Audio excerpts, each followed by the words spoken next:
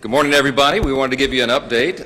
It's a very positive one. As you know, you've been following this for the last many months. We've had a lot of very deliberative conversation and deliberation amongst members. Everyone's been involved on the House side and on the Senate side as well. We had some of those deliberations as recently as last night, and it's very productive. And I'm happy to tell you that this morning I believe we had the votes to finally adopt the budget resolution so we can move forward on President Trump's very important agenda for the American people. This process has required a lot of close consultation between the White House and the Senate, and all of that has been necessary because we want to make sure that we are delivering on our shared goals in the budget reconciliation process. Our big, beautiful bill has to reflect all of that, and so it is big, and it involves a lot of areas of policy, and so it requires a lot of close coordination.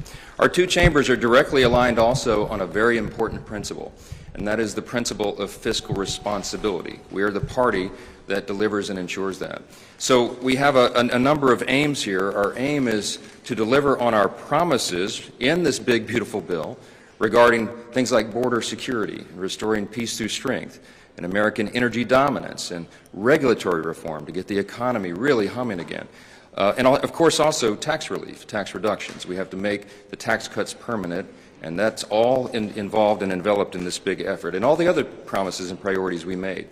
Now, it's important to note that at the same time, we also need to achieve the maximum amount of savings for the American people, because that's what fiscal responsibility is. And we even want to start reducing the deficit.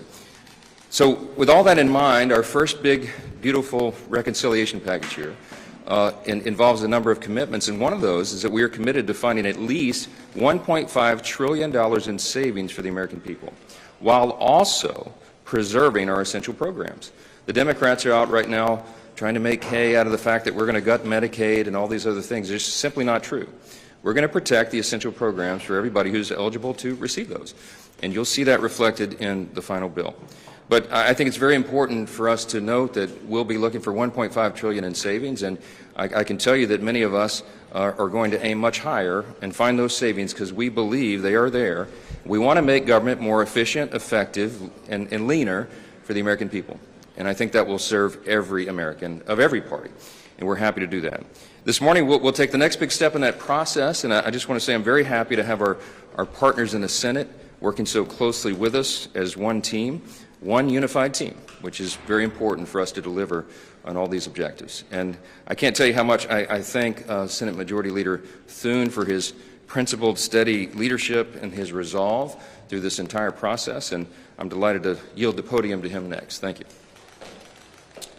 Thank you, Mr. Speaker, and good morning. Lot of work been going on here the last few days, but what I can tell you is that I think, as you know, last week that there were 51 Senate Republicans that passed a budget resolution that seeks to accomplish all the things that the Speaker outlined. We are all aligned on the need to make the 2017 Trump tax cuts permanent, to restore American energy dominance, to grow our economy, and to make a generational investment in our border security, and also make sure that we are ready militarily to deal with any of the threats that the country faces around the world. And those are all things that are addressed in this budget resolution, which is why it's really important that we act. The budget resolution, as you know, is the first step. It unlocks budget reconciliation, which is where all this can be achieved. But one of the principal objectives in our budget resolution and in the House's, as outlined by the Speaker, is spending cuts. We have got to do something to get the country on a more sustainable fiscal path, and that entails us taking a hard scrub of our government, figuring out where we can find those savings. And our ambition in the Senate is we are aligned with the House in terms of what their budget resolution outlined in terms of savings. The Speaker's talked about $1.5 trillion. We have a lot of United States senators who believe that is a minimum. And we're certainly going to do everything we can to be as aggressive as possible to see that we are serious about the matter, not only of making our federal government more fiscally sustainable, but also deficit reduction, which is critical to a lot of our members in the Senate, and I know to his members in the House.